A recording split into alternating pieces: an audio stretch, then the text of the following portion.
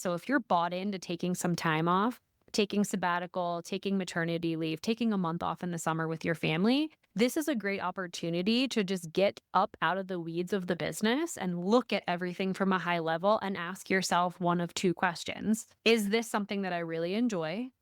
Or is this a lever inside of the business, right? So if it lights you up and it's creative, then great, it's fulfilling a purpose. If it's moving the business forward, if it's a lever for you, then awesome. If it's both, that's amazing. But if it's neither, it has to be on the chopping block. Welcome to the Business Edit Podcast, a podcast about redefining productivity for the modern woman in business and finding ways to work smarter, not harder, in business and life. I'm your host, Jade Boyd, an MBA, business minimalist, and productivity coach. I help overwhelmed business owners simplify and scale their service-based businesses by doing less but better. I help my clients create business minimalist strategies and systems that allow them to pursue ambitious goals while working at a human pace. On this podcast, we'll explore simple ways to grow your business with a life-first approach. If you're ready to scale your business, bring order to chaos, ditch the busy work, and spend more time living your life than managing your life, you've come to the right place. Welcome to the Business Edit Podcast. Welcome to the podcast, Alyson. Jade, thank you so much for having me. I'm really excited to be here. I am so excited to have you here because we have not in depth talked about how to plan for a maternity leave. And this is obviously something that you focus on and something that so many women in business struggle with or, stress about. And I would love for you to start out, just for people who haven't met you yet, just a little bit of background of who you are and how you got to where you are today. Yeah. So, as many entrepreneurs often tell me, I fell into business a little bit. I didn't wake up every morning in high school and grade school thinking, oh my gosh, I'm going to be an entrepreneur. I started out, as often most folks do, in a 9 to 5. And I quickly realized that I had a skill set and I started working for myself back in 2017. So, I've started an operations consultancy. I've been running that now. We're in our 9th year. So we celebrated our 8-year birthday toward the end of 2024, which is honestly humbling to even say out loud. And I took my first maternity leave with my first son in August of 2020 when we got pregnant with him. And my business was about 3 years old. And I remember doing a quick Google search when I was pregnant with him. And the top search criteria that came up, before AI and all that stuff, was largely self employed women are on their own when planning maternity leave. And I was like, I don't know if about you, but this was the first time I've ever gotten a non-responsive Google search criteria. They're basically that you're all out on your Mhm. own. And I was like, how has nobody figured this out yet? And so at the time, I didn't really think too much into it. I was like, oh, this is the path I chose. I'm a business owner, all the things. But a little seed kind of got planted in the back of my brain. And, then a couple years later, so about 3 years later, I started Master Maternity Leave. And Master Maternity Leave helps business owners plan for maternity leave, but really just create some space to welcome and bond with their new baby in a way that feels good for them and their business. Because what I've noticed is that when we think about maternity leave in a business, we really think about the way that companies define maternity leave for their employees, right? We think about, oh, I get 8 weeks off or I get Mhm. 3 months off or whatever that looks like for them. And oftentimes what we forget as business owners is we create stuff out of nothing all the time. So we can imagine and reimagine what maternity leave looks like for us, how long we take off, how intermittent that time off might be, where we do some seasons in the business, some out, some in, some out, doing things the way that we want to do them. And I always say to my clients, your maternity leave on your terms. And so that's what we really do at Master Maternity Leave is we help folks thrive through the transition of becoming a mom and also owning a business, but also connecting them with resources that can help them financially, that can help them with their team, that can help them delegate, that can help them manage things with their hands off the wheel for a little bit. So it's been quite a journey. Master Maternity Leave is about 2.5 years old. And yeah, I'm just loving being able to honestly support women in this way because I felt so alone in the process of planning and even in those early stages postpartum, just feeling like nobody understood what I was going through. And, although my parents and, our siblings and our friends and family and all of them, they really meant well. They wanted to love on us, they wanted to support us, but I just didn't have that community of folks that really knew what it was like to just trying to be finding money in sock drawers to pay myself through Mhm. this period. And so it's just something that's been on my heart for a long time. So you mentioned that your first maternity leave was pretty early on in your business and you didn't have obviously the support that you're giving other business owners Yes. today. So I'd love to kind of just like go back to what that experience looked like for you and what ultimately led you to be able to take that maternity leave. What were the processes and systems that you initially had to put in place and how is that like evolved over the course of you kind of perfecting this methodology? This is a great question because I always say I didn't get a first maternity leave. My maternity leave looked so wildly different from what I had expected. And I always thought back to kind of the business that you're employed with defines your maternity leave. Like I defined maternity leave success, quote unquote, as taking 3 months off and being like in this, relaxed Parisian type of state, bonding with baby, barefoot and shirtless and like the whole thing, right? And so the first thing that I always encourage folks who come into our community with is like redefine maternity leave, of course, but also if someone can do something that really works for them and it might not work for you, and that's totally okay. And I just didn't know what I didn't know as a first time mom and a business owner. Hmm. So started with that Google search that was just like pit in my stomach. Oh my gosh. And then I really went through the rest of maternity leave or the rest of pregnancy being a little bit more distracted by the state of the world because it was COVID. Like we had shut down 3 months maybe after I had found out I was pregnant. And so I used that as an interesting distraction to be like, well, I'm a business owner. I'll just figure it out. I've figured everything else out. And I have a strong background in operations, as I've mentioned. So I was like, well, I'll just, figure this out. And so it was a lot of like creating checklists and a lot of creating processes and all those types of things, which felt very natural to me. However, when our son came, it was a Thursday. And thankfully, he came on a Thursday. I was like really hoping that he was going to come on a Thursday because I infamously have never worked Fridays ever since I started a business. And so he came on a Thursday night and we got moved to the room that we'd be spending the night in. So it was like 12:50 something. So like very, very early the next morning on a Friday. And my husband snaps this photo of me and Frank, like the first photo of our newborn son and me. And my hair was like still crazy from birth. And he had just fallen asleep in my arms. And the next frame, the one that he didn't snap a photo of, was me taking my sleeping son and placing him in the clear bassinet next to the bed and whipping out my phone and like emailing my clients and my team and being like, I'm not going to be until Monday because I just had our baby. And at the time, I was like, look how dedicated I am to my business. Look how flexible this can be. And I was like wearing it like a badge of honor. The oxytocin was flowing, right? I was like, I could do anything. And then the reality kind of set in where I had never really gotten such a distinct, like physical representation of like where my priorities were.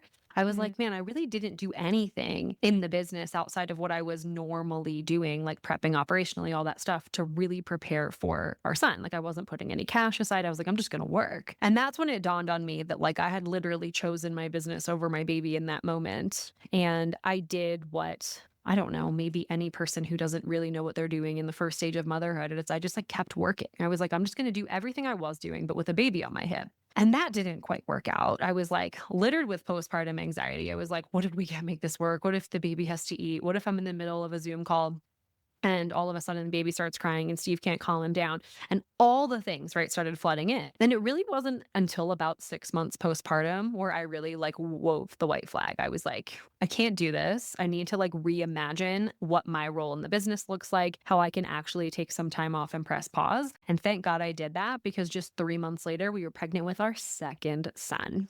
And Right. that was like, honestly, I'm very grateful. A lot of families struggle for a long time to have multiple kiddos. And I hear so much of like second child infertility and all these different things. And we'd tried for quite a while with our son, Frank, and we knew that we wanted to have kids close together. So we were like, oh, if it took about 2.5 years to have Frank, then if we start sooner rather than later, maybe 6 months later, we'll be pregnant, or a year later, we'll be pregnant, right? And then month one, by the grace of God, we got pregnant with a second kiddo. And that was, proverbially speaking, like the end of it all. I was like, okay, there's got to be a better way. I have to figure this out. I was like on the clock for the second kiddo to come. And I just remember thinking, like, you can do this. Like, you just went through this. You just made all the mistakes. And so that's when the first iteration of our master maternity leave curriculum was born. I just started writing out all the things. I was like, here's where I'm looking. Here are the state resources I found. Here are the grant programs I found. Here's how I'm setting my team up for success. Here's how I'm creating boundaries. And it was like literally all of the things. And I think you just don't know what you don't know in the first experience. And what I keep telling my moms, especially my first time moms and my trying to conceive first time moms, is like, you can prepare. And there are definitely things that you need to do. You have to have financial support. You have to have time freedom. You have to have resources, team, or, automations or something like that in place. But above all of that, you need to have space. You need to have space to decide, space to really lean into how you're feeling. You have to have space to think about what your new role is going to look like, because I believe that maternity leave is what made Operations Agency and now Master Maternity Leave so successful, is because of the fact that I was able to weave myself out of a lot of those big picture operational elements of the business. Being able to separate yourself from your business, speaking especially for service providers, I think there's so many mindset things that happen, not just with Oh, yeah. maternity leave, but building a business that allows you to not be necessary in general, right? So, what are some of the mindset issues that you see come up often when you're working with clients through this, even helping them dream and imagine, like planning for a maternity leave that they wouldn't get from a full-time job that they could create for themselves? Yeah, totally. I'll just list a couple. So no one can do it like I do it. Big time thing that comes up. Second is it feels really good to be needed. Like Mhm. full on, like absolute. Just kind of sit with that too. Because if we think about a mom who has a service-based business and is in a position where, she's never had a kiddo before and this is her first at bat with this, the business has been the baby. It's been the priority. It's been the creativity. It's been the emotional or like identity, right? Is like, I'm a business owner. I'm a web developer. I'm a this. And so now the identity starts to shift. So it feels really challenging to detangle yourself from the identity of who you are in that business. So nobody can do it like I can do it. It feels really good to be needed. The identity changes. And then the other thing I think is particularly true for early stage entrepreneurs, I know it's true for me, a lot of my clients that have come through the halls of Operations Agency, is we're addicted to chaos, like truly addicted to chaos. A lot of us start our business in this like really rapid like startup phase, and we're hunting for new business and we're networking and we're building the website and we're just hustle, hustle, hustle. And then we either get addicted to that or we don't even literally know how to operate outside of that. And so mentally, we need to kind of set down the, if I'm not doing something, then the business isn't growing. Does that make sense? Mhm. Like we attach our productivity and our checklist to the business growth versus creating systems that grow the business. And like its own kind of ecosystem that you add to, right? That you add to, that you're not responsible for. And I think from a mindset perspective, it is super hard, especially when either you don't have anybody to support you. So I've always been an advocate of getting a coach or somebody to like walk you through the process, because sometimes you can't even imagine what that would be like to take a month off or whatever. When I wrote my book, The Sabbatical Method, I remember I was at a book signing and one of the gentlemen came up and he was like, "Oh, sabbatical, that must be nice, but I can't do that." And I was like, well, nobody's ever like really showed you, I don't think, right? That it's possible that you can step Mhm. away from the business and you can come back in refreshed with new ideas, with a new lens on how things are going to go. And so I think like just releasing and just knowing that some of those things are going to come in. So it's not about stopping the anxiety about not doing more in the business. It's not about stopping that feeling of wanting to be needed. It's just really redirecting or responding to it in a more positive way. I say that like some of our business owners that we work with to weave them out of the day-to-day operations, they'll like throw a hand grenade in their business, like all of a sudden and like change something up. Cause I'm like, you guys are addicted to chaos. It's just Mhm. wild. So yeah, those are just a couple of the most common things I've seen over the years. For the business owner who is like committed, I want to take, X number of weeks off. Their business has never operated without them in the past, especially with your background in operations. What are kind of like the key systems or automations or systems that you recommend, like the top priorities to have in place in order to give yourself the freedom, whether for maternity leave or sabbatical or, any reason to Just be able to life. step out of your business? What really needs to be on that checklist? Looking at it Yeah, like big totally. picture. Yeah, so if we're going to go big picture here, operationally speaking, your business needs four key systems. It needs a lead getting system, a conversion system, a fulfillment system, and an improvement system. Those are the only four. It's all you need. I fully reject like EOS for small businesses, fully reject scaling up for small businesses. Like if you're a team of 30 and under, those are the only four systems that you need to be investing in. And there can be multiple types of lead getting systems, but the hope is that you at least have one that works well, that you can consistently count on to bring new people into your world, right? So, the big thing about it is I think a lot of times what we do as small business owners, and I see this all the time. I was talking with a gal earlier this week, and she was telling me about weaving herself out of her business and how everything is really hectic inside the business. And she's got two little kids at home. When I asked her, I was like, why do we feel like this is so tough? And she said, well, my business is really complicated and it's really nuanced and it needs a lot of me. And I drew this out for her. I was like, these are the four systems that you need, and here's how they might go. And I was like, give me an example. How do you get leads? What's the main way? And so then we started going through this, and she was like, oh, this is actually really simple. And I was like, yeah. So I think oftentimes what we do and when we're stuck in the weeds of the business is we end up overcomplicating things, right? We end up being in a position where we're like, oh, I need all these automations and I need all of these teammates and I need all of these moving pieces. But at the end of the day, if you really look at the business, and I think maternity leave is a really, really excellent opportunity for this. So if you're bought into taking some time off, taking sabbatical, taking maternity leave, taking a month off in the summer with your family, this is a great opportunity to just get up out of the weeds of the business and look at everything from a high level and ask yourself one of two questions. Is this something that I really enjoy?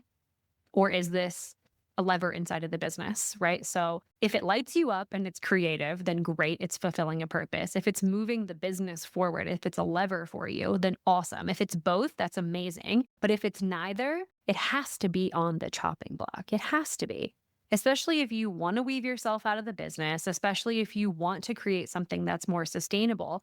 So there's seasons of pruning. And I actually think more of the work that we do with clients, both at Master Maternity Leave and at Operations Agency, is more about what can we remove and simplify versus what can we put in. Because I think a business that's really simple to understand is also really simple to operate. And anybody that comes in, whether that's a part time VA or a full time operator, depending on your size, I mean, they can get it and they can help push the initiatives forward as long as things feel really simple. So, how to get leads, how to convert leads, how to fulfill on the promises that you're making, and then how to improve the business. Those are the four key systems that I see every single business owner needing. So, a common objection I'm guessing that you hear often is, well, I don't have a team or I can't afford to hire a Mhm. team to replace me while I'm gone. So, what then? How do we plan for maternity leave if you can't afford or don't currently have people to delegate to? Totally. So I would challenge in two ways, basically. So, first, there's an amount that you likely pay yourself, and it's likely too expensive to be doing administrative stuff. So, if you consider that hiring somebody in the business part time at $15, $25 an hour, you are going to get a positive return on investment if you can fill your time back up with revenue generating activities or pouring into your family. That investment to me is one I will make day in and day out. So I would consider what your hourly rate is, whatever you're paying yourself out of the business. And if you can get some support for some administrative tasks for about half that, then I think you're in the clear there. The second thing I'll say is especially for my business owning service provider moms.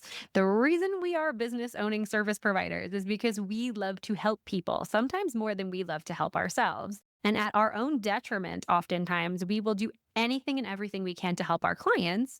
But then all the things start bursting behind the scenes where we neglect our health, we neglect our home health care, like any of those things. And so I often find that if you don't feel like you have the bandwidth or you don't feel comfortable delegating something inside of the business, you are still likely spending time doing things in your home that you could delegate to be able to approach the business if you absolutely need to be in the business. True story of a mom I helped a few years ago. She was a talk therapist. She's like, hey, Allie, if someone's not in my chair, I'm not making any money. So I have to do this thing. I don't have the money to hire another therapist because they would cost just as much as I'm paying myself. And I would rather earn that money for my home. And I said, great. Would you be opposed to hiring somebody to come in and do the laundry and clean the house so that you had more available bandwidth to like work on the business and you didn't have to just be sitting in sessions with patients all day? And she was like, actually, yeah, that would make a lot of sense because the investment was much lower, but it gave her a really similar amount of time back.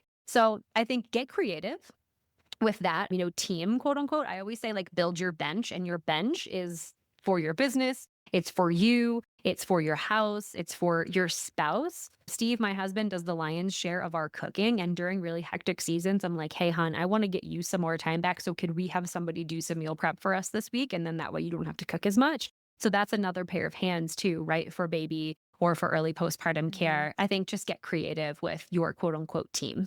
I think a lot of service providers also worry, even if they have some money saved up, like you said, lead generating and making money as a service provider, it takes serving people. And especially if Yeah. you don't have a team to serve your people while you're gone.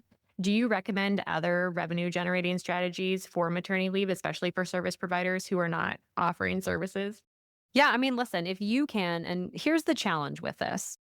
So, if you can whip together a digital product as a service provider and say, hey, here's my 3 step process for X and sell that on autopilot, best case scenario. If it were easy, every service provider would do it. It's not easy. I think service and product have this like really interesting relationship where each of them think grass is greener, right? Like it's really Yep. true. And I think, like, if you were to put that in place, I don't think it would do your business a disservice. It's always great to diversify your revenue picture. And my opinion is train somebody to do the majority of the service that you are providing and continue that stream. Because what will happen is you're going to spend a ton of time on developing the marketing strategy, the funnel, the product, all the things, the delivery. You're going to spend a ton of time figuring out how to market that, how to sell it on autopilot, when in reality, you could just serve the people that you already have, keep those retainers intact if that's your model, and train somebody to take over and be like, hey, I'm going out on maternity leave, but Jade on my team, she's fully briefed on your project, and I'm going to let her shadow me for the next 3 months, and she's going to take things over while I'm out. Now you've just created double the capacity because if you return at full time when baby is born, then you then could have two folks taking on clients and taking on accounts. So my thought process as a service provider is like, yes, do that. But I do think that pregnancy and maternity leave is actually a really challenging time to just like do a full on brand new thing that perhaps you've never done. I tell my service providers, if you want to create something a little bit more leverage, something that maybe a teammate could take over or somebody could do on your behalf, maybe create a spliced out version of what you already are offering. So let's just say, for example, like if you're building websites, instead of doing the full blown website package, you only do the audit and you sell the audit as much as humanly possible because then you can have somebody take that off of your plate. I think those types of shifts are the ones I would personally be pursuing as a service provider. I feel like after my maternity leave, like you said, first time moms, it's so hard to know what you're going to need or what you're going to want. And looking Mhm. back, like there's so many things that I would do differently. But do you see from a client perspective, like a trend in some of the common mistakes that are made most often, especially from business owners trying to take a maternity leave for the first time? Yeah, totally. So I think most business owners are like afraid that all their clients are going to leave. And I think giving folks the benefit of the doubt, because every single client that I told I was pregnant both times was very, very excited for us. And if you provide an excellent service and are really having great relationships with your clients, like they are going to be excited for you and they're not just going to run for the hills and drop their retainer. So like give everybody like a little bit of grace there. I think the second big thing, so that is like personal and mental. Like I stressed myself out way too much wondering what my clients were going to think about me being Mhm. pregnant. So there's that. The second thing is literally creating the transition plan. So like I just said, hey, I'm going to go out on maternity leave on this time. Jade's going to take over your account. She's going to shadow me for 3 months. Like I'm going to really pour a lot into in supporting her and all that type of thing. Ask me any questions. So like giving your folks a runway too to like really acclimate to the new changes. Because sometimes when I work with moms who've been on a maternity leave before and they run a service based business, they'll be like, "Oh yeah, we told them like, hey, I'll be out for 2 weeks." And then they just gave them to the account director and then it was just not enough time for them to really fully feel like they'd baked a plan together. Mm. So that I think is an additional thing. The third thing that I think is really, really important is making sure that you establish those boundaries with your clients ahead of time. So I'll give you another example. And this isn't a mom, but it's a dad who I know. He's got 3 little kiddos at home and he built websites forever. And his clients had his cell phone number and they would text him. And I remember him telling me like years ago, he was like, "Allie, how do I get these people to stop?" And I'm like, "Well, first of all, they're not going to stop overnight because you've already built the habit that they can text you whenever they feel like. And if you have something like that going on in your business, give it some runway to get figured out and make sure that you can establish some of those communication boundaries around projects because what's going to end up happening is you're going to be in the middle of a feed in the middle of the day and get a text from a client and you're going to feel like you have to drop everything Mhm. and go attend to that question that they have. Yeah, totally. I feel like we think so much about planning for maternity leave as women that we often don't think about, like, okay, what is it going to look like on the other side going back Mhm. to work? And for me, that was the hardest part, figuring Mhm. out, like, okay, especially since we were delayed on daycare and still haven't gotten her in daycare, which is a whole other thing. But coming back to business and like, oh my gosh, my life is entirely different. I'm entirely different. Like you said, you're adopting this whole new identity. You have this human that takes, 100 plus hours of your time every single week. And so, what does a successful transition back to work look like as a business owner after maternity leave? Are there certain things you suggest for your clients of like, okay, here's how to ease back into things, or how do we make that transition as smooth as possible? Yeah, I mean, listen, every transition, just like every maternity leave, is going to be different and personal and based on the size of the business, the needs of the business, the needs of the family, the preferences of the mom. So I will say I always recommend going part time for as long as humanly possible. So, and the reason why I do that is because here's the thing that I've found true. I work 2 days a week. And sometimes I'll flex in a half a day if I need to do some planning or if we're like in a busy season. So 2.5 days of work a week. And I haven't really been in a position where I've had to compromise on that. And I think it's an incredible forcing function when you come back into the business to consider that your role that you previously occupied, if you successfully delegated, if you've gotten some things off of your plate, that role for you no longer exists. It does Mhm. not exist. And so, something that I tell my moms to do, and I don't often do it like too early in the postpartum, period because frankly, there's just, like, so much going on and all the feelings are there and you're not sure, you're not confident.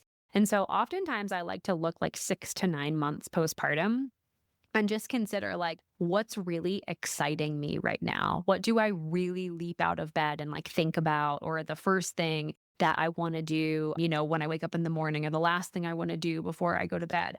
And, like, really start to lean into just that natural excitement that you have about it, the things in the business, because that will guide you toward your future role. Like, for me, when I was postpartum with my son Frank, all I wanted to do was write. And Mhm.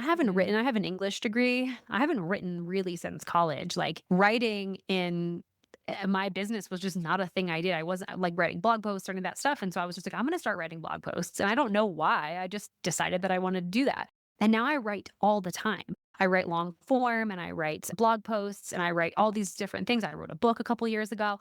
And so I just remembered leaning into that a little bit more. And the fact that I gave myself the space and the awareness to just reimagine what my role did actually look like inside of the Mhm. business, it was honestly amazing. And I've heard from so many moms, like one of my mom friends who also runs like a super successful agency for account managers. She took a maternity leave. She's in Canada. So she has like, well, her employed counterparts have like a lot of maternity leave and they don't get any if you're self employed in Canada, by the way. Mhm. She told me, she confided, she's like, I wish I didn't come back. I wish I didn't come back from maternity leave. She was like, I was in a CEO role and that was really amazing to pour myself into when I was not a mom. And then when I came back, I just felt like I was mothering everybody and it was just Mhm. really overwhelming for me.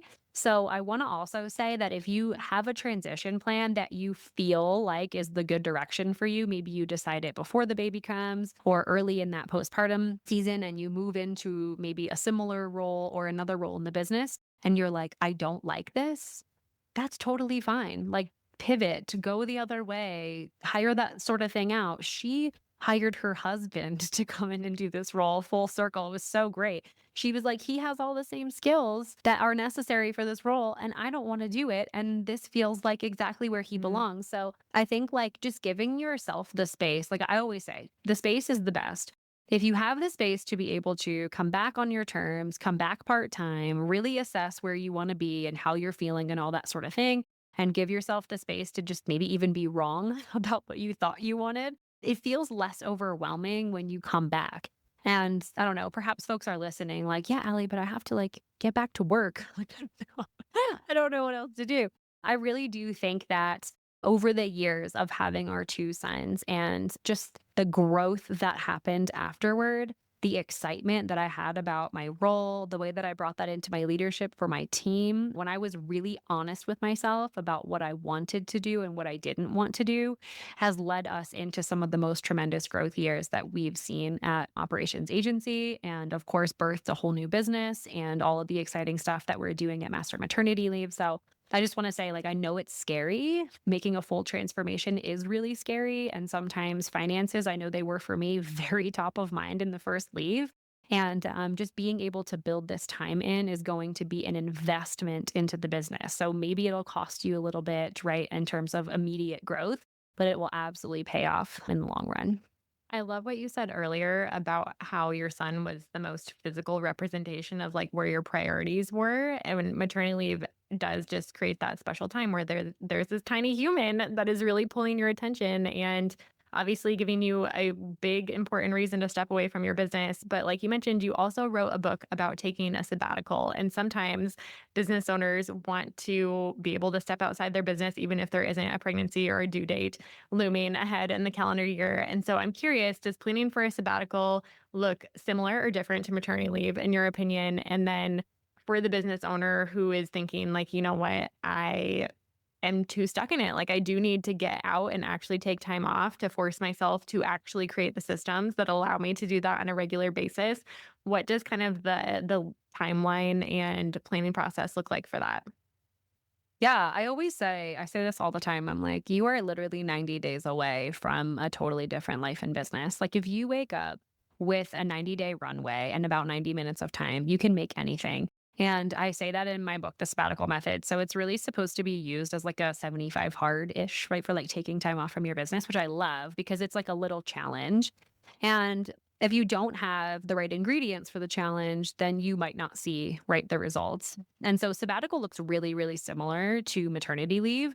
The difference is that you can redo sabbatical. I mean, you can redo maternity leave, but you don't do it as many times. You can do sabbatical every single year if you want to as a business owner and really keep things in that state of pruning, right? So I believe that sabbatical gives us the opportunity to address the weaknesses inside of the business, the weaknesses in our team, and the weaknesses in ourselves that's Mhm. holding us back from growth. And so, if we get out of the business, let's just say, for example, one of my friends did this. He took a sabbatical from the business, and the team found an amazing, amazing way to encourage partners to promote their services. And they got a ton of new business while he was out. And he was like, what the heck? Why didn't we just do this before? And he was like, they were like, well, you were giving us all these other projects. And so we've been talking about doing this for a while. And I'm like, stop. Think about your team and all the incredible ideas and things that they're bringing to the table and just let them actually bring them to fruition. Let them help the business. And so a lot of what we talk about in the sabbatical method is really figuring out what is up with your business? What does it need? What is it lacking? And then really determining, are you as the founder holding that back or are you amplifying it? And I think by getting us out, we start to see what grows and what goes right through the Mhm. cracks. And I love this opportunity because, like I was saying before, when you're out of the day to day weeds of the business, you can start to think about, okay, what do I want out of this business? What direction do we want to go? How do we want to best serve our clients? What, injustice do we want to right in the world? Really get connected with the purpose and the why behind it. And additionally speaking, you can really actually make the business stronger by allowing it, right, to operate independently of you. So it kind of kills those two birds with one stone there. Mhm. If you want to take sabbatical, I do think that one of the biggest things I tell my clients is like, if you've been thinking like, oh, I could really use some time off, like that guy at the book signing, if you're like, I can't do this, but I really need it, that's a sign that you probably need it. And the thing I don't want to have happen is, honestly, the reason why I wrote the book is because I was approached by a client in 2021 and she had advanced lipidemia. She was running this like incredible high growth business, coaching executives at Airtable and GoDaddy. And she completely ran her personal health into the ground. And her doctor told her straight up, she was like, if you keep going like this, you are going to be hospitalized and you very well may die. And this was like a full moment for her. Like she was like digesting it. She'd had health issues for such a long time, gotten the runaround from all these docs. And basically, then her doctor said, here's your diagnosis. And the treatment here is you need to lay down and drain your lymphatic system every 3 to 4 hours. And she was like, Wow. I'm speaking on stage, I'm coaching. Like, I can't do that. And so she comes to me and she's like, how do I get out of my business? How do I do this? And how do I make it work? And I remember when I was writing the introduction about Lisa and some of her challenges, I was like, this shouldn't have to happen in order for you to really feel like you deserve a break from the business. Like you deserve to take that time away and build a better business that supports your life and not the other way around. And what I hope for, I mean, moms and just any business owner listening, right, is like we don't want to look back at those early stages postpartum, right, and think that we just kind of floated through totally unavailable because we felt like we had to be in our business. Because Mhm. although everybody says this time is so fleeting, it goes by so fast, like triple it, and then that's actually how fast it goes by. Like, it really is so fleeting, and I would really, really so proud if, you know, master maternity leave, and I know that operations agency has helped a lot of clients, through that sort of process and making sure that they can actually put themselves first and put their family first. And if we can do the same thing at master maternity leave on a larger scale and, like, really help moms, like, savor those moments, build Mhm. space for them, build space to bond with their babies, like, that's what it's for. Oh my gosh, just mic drop right there. I am so grateful that you came to the podcast. I feel like this is a conversation I probably needed to hear about a year ago. And I know that so many people listening to this are going to be challenged, but also encouraged in so many just really important ways. Like you said, that is such a fast time and it's just so important in the grand scheme of things. So thank you for being here. One question we've been ending the episodes on recently is what is one thing you think business owners can stop doing? Ooh, stop doing. Well, okay. All right. I got a good one. Judging themselves for the first thought that pops in their head. Ooh. I think a lot of times, I was talking about this with a friend earlier. A lot of times we can't control our first reaction to things, but we can control our second one. And I think, like, in the early stages, I remember imposter syndrome, right? I mean, it still happens, to be totally transparent, but like, you have your first thought and you're like, I shouldn't be here. I'm not good enough or whatever else. And you can't control that thought. It's just your natural reaction, but you can control the second one. You can control what you tell yourself in response to that thought. So I think a lot of moms are like, oh, mom guilt is so present. And I just want to eliminate mom guilt. I'm like, you're never, ever going to eliminate mom Mhm. guilt. It's always going to be something that creeps in. But if you sit there and you say, in my brain, I'm thinking, oh, I'm not a good mom, then the second response better be something in the contrary because you are doing your best. You are doing great. And so be a little easier on yourself. Don't try to control the first thought, just try and control the second one. I love that. And for everybody listening who wants to get in your circle and follow you and learn more from you, where can they find you after the show? Thank you. I'm super excited to have had this conversation, honestly. Thanks for providing I don't know, like the venue or outlet to be able to talk through some of this stuff because I know sometimes it just feels really lonely. So I am super active on Instagram at Master Maternity Leave is where we're at. If you are in the thick of either pregnancy or trying to conceive and you own a business and you want some support, we have a free guide over at mastermaternityleave.com/guide. You can also find it at our link in bio in Instagram. That'll get you on our email list too. As I said, I'm like obsessed with writing. Like, I love writing beautifully long emails that also have some really cool tactical takeaways in them. So you'll get love letters from me also at least a couple times a week. And yeah, I would love to have you in our community. One of the things that's really, really important to us is making sure that moms don't feel alone through this process. So whether it's us or someone that you meet in our community from like interacting with our stuff, I'm so, so excited to just make sure that moms have their little buddy through this experience because they really do need one. Yeah, absolutely. Thank you so much again for being here. Thanks, Jade. Thank you so much for listening to this episode of the Business Edit podcast. If you enjoyed today's episode, I'd be so grateful if you take a screenshot and share it on Instagram, tagging me at jadeboyd.co. I'm on a mission to empower a new generation of women to become the types of wives, moms, and business owners that they've always wanted to be. Because empowered women change their families and communities for the better, and this is how we'll change the world. Sharing your takeaways from this episode on Instagram will help more women in business discover helpful episodes and level up in life and business each week. Don't forget to check out the show notes for the tools and resources mentioned in today's episode, because good ideas don't grow businesses. Action does. I'll see you next time on the Business Edit Podcast.